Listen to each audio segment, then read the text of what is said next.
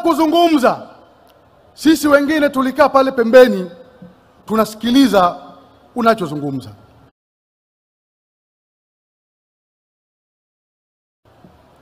Ulipoanza kusimulia historia yako, ulipoenda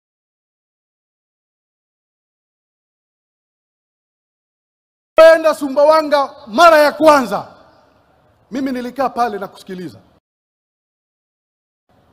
Ulisema ulienda Sumbawanga mara ya kwanza ukiwa unafanya kazi kwenye NGO. Ulienda umepanda basi. Ulienda kwenye kazi ya utafiti. Ukakaa Sumbawanga zaidi ya miezi 3 ukiwa unafanya kazi. Ukasema ukiwa kule Sumbawanga unafanya kazi kama Mtanzania wa kawaida. Ulisema uliwahi kupanda na basi iliharibika ukiwa njiani unaenda huko Sumbawanga. Ukakutana na ndugu yako moja ni Mpemba, alikuwa na duka. Ukawa unaenda dukani kwa Mpemba, unanunua mahitaji yako, unarudi unakokaa. Ninachotaka kusema, ile historia uliyosema ulipofika Sumbawanga, mimi kwangu ilikuwa ni funzo.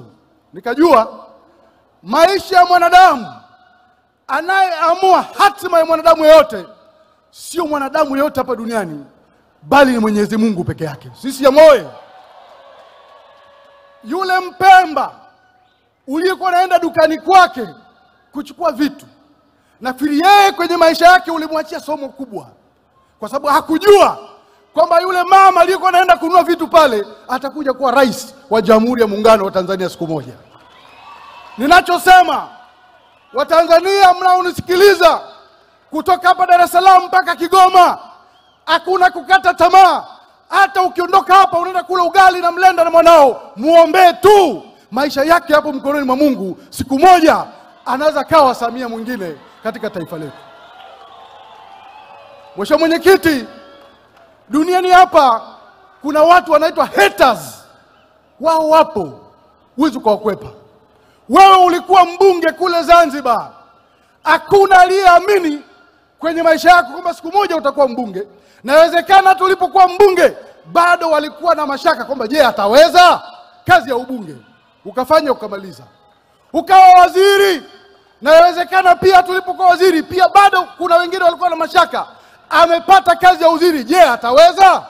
Ukafanya Mheshimiwa Rais, na rekodi zipo, ukamaliza. Ikaja ukawa mama wa kwanza katika nchi yetu kuwa makamu wa rais. Hata hapo pia haters walikuwepo. Najua waliuliza, je, ataweza? Ukaweza. Ukatoka hapo. Leo kwa sababu Mungu ndiye anayeamua hatima ya kila mwanadamu, wewe ndio rais wa Jamhuri ya Muungano wa Tanzania. Mheshimiwa Mwenyekiti, nasema hivi, tumebakisha wiki moja kufika Oktoba 29. Najua kuna watu pia bado wana mashaka kwamba Oktoba 29 itakuwaje.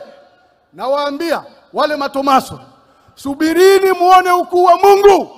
Mheshimiwa Dr. Samia Suluhu Hassan anaenda kupita kwa kura za kishindo.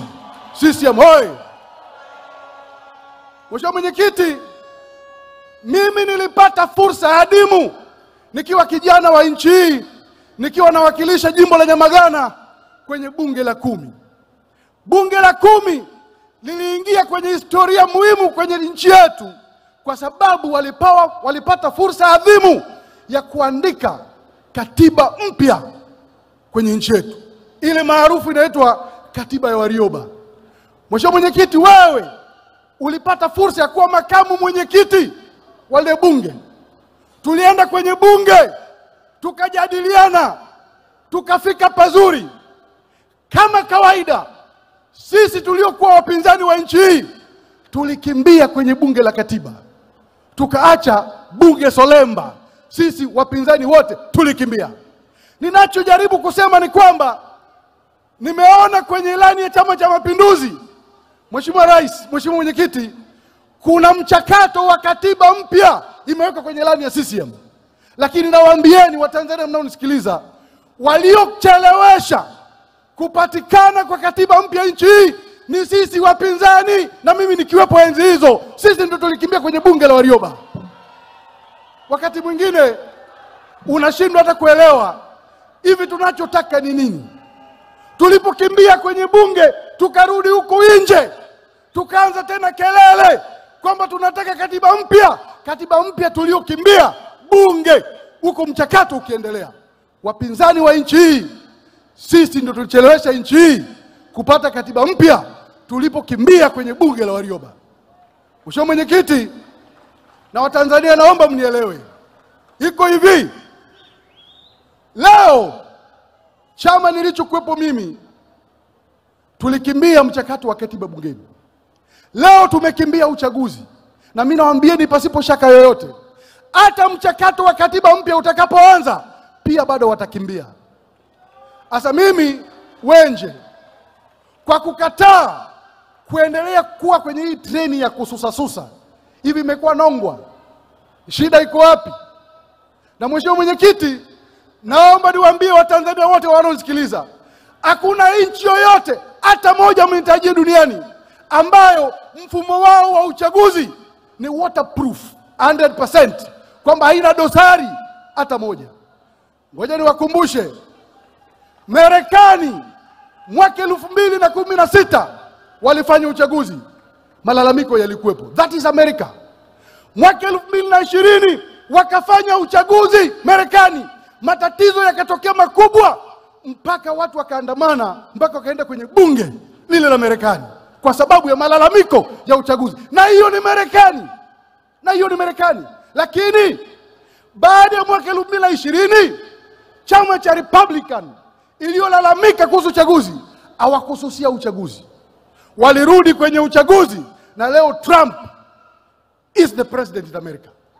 Nachojaribu kusema ni kwamba suluhu hapa haipatikani kwenye kukimbia uchaguzi. Hatuwezi tukapata suluhisho kwenye kukimbia uchaguzi. Na narudia tena, mamlaka ya nchi yetu hayapatikani mitaani. Mamlaka ya nchi yetu yanapatikana kwenye sanduku la kura, hii ambayo chama changu cha zamani imekimbia. Ndugu zangu, nataka nieleweke vizuri. Iko hivi, sisi moyo, sisi tukiwa huko, Mheshimiwa Rais alituita kwenye kitu kinaitwa maridhiano. Na Mheshimiwa Mwenyekiti, mimi nakushukuru sana. Ulipokuwa unazindua kampeni Kawe Dar es Salaam hapa, ulisema kwamba katika mambo utakayofanya kwa haraka, Watanzania wakikupa ridhaa wakakuchagua tena, ni kwamba utaleta watu pamoja kwenye meza ya mazungumzo, watu wasemezane ili twende pamoja kama taifa. Hayo ni mambo ambayo tukiwa huko tulikuwa tunapiga kelele kila siku kwamba tunataka. Leo umekubali utafanya. Leo umekubali ipo kwenye ilani ya CCM mchakato wa katiba mpya. Huko hapo kuna marekebisho mengi yamefanyika kwenye sheria ya uchaguzi, lakini bado chama chetu cha zamani kilisusa kushiriki uchaguzi. Kwa mimi, ndugu zangu, nawaambia nyie watu wa Dar es Salaam, 80% ya vijana wa Dar es Salaam na wakazi wa Dar es Salaam, 80% angalau nyie mna WhatsApp. Nyie ndio mnakutana na mambo mengi kwenye mitandao yanayoandikwa na watu ambao wako Marekani, wengine sijui wako nchi gani, wengine wamepeleka vijana huko Nairobi wa Tanzania, wanafundishwa namna ya kuleta uchochezi kwenye taifa letu kupita mitandao ya kijamii. CCM oyee! Na mimi naomba niimbie dunia leo. Mimi nimekuwa mjumbe wa kamati kuu wa Chadema kwa miaka zaidi ya 15. Iko hivi, wanasema kwenye mitandao zinaandikwa kwamba Chadema imezuiwa na serikali kushiriki uchaguzi. Huo ni uongo kabisa, kweupe. Sikilizeni, nchi hii hakuna kitu ambacho hakijawekewa utaratibu wa kisheria. Uchaguzi wa taifa letu ni mchakato. Watu watachukua fomu, watu watafanya hivi, watafanya kile, lakini lazima vyama vya siasa viende visaini fomu ya maadili. Hii ipo kisheria. Sisi tulikaa wenyewe tukakubaliana kwenye kamati kuu ya chama kwamba hatuendi kusaini fomu ya maadili. Tulikataa. Huo ndio ulikuwa mwanzo wa sisi kujiondoa kwenye uchaguzi. Hakuna, tuliandikiwa barua na Tume ya Taifa ya Uchaguzi. Barua ipo na ushahidi upo kwamba tuende tukasaini fomu ya maadili. Tulikataa. Tukaenda mpaka kwenye kamati kuu ya chama, kwenye baraza kuu, tukaenda kwenye mkutano mkuu wa chama, tukapitisha wenyewe kwamba sisi hatuendi kushiriki uchaguzi huu. Tuliamua wenyewe. Naomba dunia ijue, hakuna serikali, hakuna chama, hakuna taasisi ya serikali iliyotuzuia kushiriki uchaguzi. Tulisusa wenyewe, tukakataa wenyewe, na sababu za kukataa mimi najua. Hizo ni za boardroom kule nyuma, tulijadiliana. Sababu zipo. Na mtu akileta panganga tutasema hizo sababu zipo kwa nini tulisusia. Haya mambo mnayosikia, no election, no reforms, hayo mengine ni mikwara tu, lakini zipo sababu za ndani zilizofanya sisi tushiriki uchaguzi. Namalizia kwa kusema, ndugu zangu, iko hivi. Kwenye nchi yetu hapa, waasisi wa nchi hii, hakuna ubishi wala maswali kwamba walituachia taifa thubuti, taifa imara, yenye umoja na mshikamano, na yenye amani tele. Na mimi naambieni, bila amani, Chama cha Mapinduzi toka uhuru kwa awamu zote imefanya kazi kubwa ya kulinda amani ya taifa letu. Na bila hii amani, leo msingekuja hapa kwa wingi kusikiliza sera za Chama cha Mapinduzi, msingekuja hapa kwa wingi tunasikiliza sera huko, tutapata burudani. Bila amani, hakuna mama atakayeuza mboga barabarani. Bila amani, hakuna mtu atakayefungua duka Kariakoo. Bila amani, hakuna mtu atakayeendesha bodaboda. Sawa sawa? Kwa hiyo ni ujinga sana kwa kijana yoyote, yaani mtu yuko Marekani, mwingine yuko Belgium, mwingine yuko Afrika Kusini, mwingine yuko Sweden, kazi yake ana tweet kwamba wewe ukafanye fujo, wakati wewe, yeye na mke wake na watoto wake wako wanakula bata Marekani. Huo ni uenda wazimu. Wanatoaga mfano nikimalizia. Huko Marekani zamani kuna mchungaji alikuwa anaitwa Jim Jones. Jim Jones alikusanya wafuasi wake akawapeleka kwenye jangwa ya Guyana huko Amerika ya Kusini. Akakaa nao akamwambia, mnaenda mbinguni. Siku ya mwisho akamwambia, kunyweni sumu ili muende mbinguni.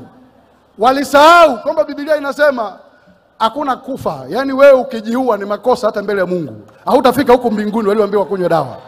Kwa hiyo wewe ukiwa hapa Kinondoni, mtu yuko Marekani anakuambia wewe ufanye fujo, huku yeye na familia yake wako Marekani, hauna tofauti na wale wafuasi wa Jim Jones waliokunywa sumu ili waende mbinguni. Hawakufika. Mungu apeleki mbinguni watu waliojinyonga. Sawa? Kwa hiyo mimi nawaomba Watanzania wenzangu, mimi nimekuwa kwenye ziara ya Mheshimiwa Rais almost zaidi ya wiki. Kila jimbo tulilopita kuna mambo makubwa yamefanyika, kwenye maji, kwenye barabara, kwenye kilimo, kwenye afya. Mimi leo ni shuhuda wa mambo makuu yaliyofanyika kwenye kipindi hichi cha miaka 4. Kwa hiyo nendeni mkapige kura tarehe 29, kura ya kuongeza ufanisi wa upatikanaji wa maji katika nchi yetu, kura ya kuleta umeme zaidi, kura ya kuleta mabarabara mengi zaidi na madaraja. Na nimefarijika sana leo kwenye ilani ya CCM asubuhi nimesoma katika ilani kuanzia mwaka 2025 mpaka 30 serikali imetarget kuongeza idadi ya ajira zaidi ya milioni 8. Hiyo ni kazi kubwa inayoenda kufanyika. CCM oye! Kwa hiyo nawasihi tarehe 29 tokeni kwa wingi, tuchague wabunge wa CCM, madiwani wa CCM na rais wa CCM. Naomba nione kura za Dr. Samia Suluhu Hassan. Daktari hoi! CCM hoi! Asanteni sana, Mungu awabariki.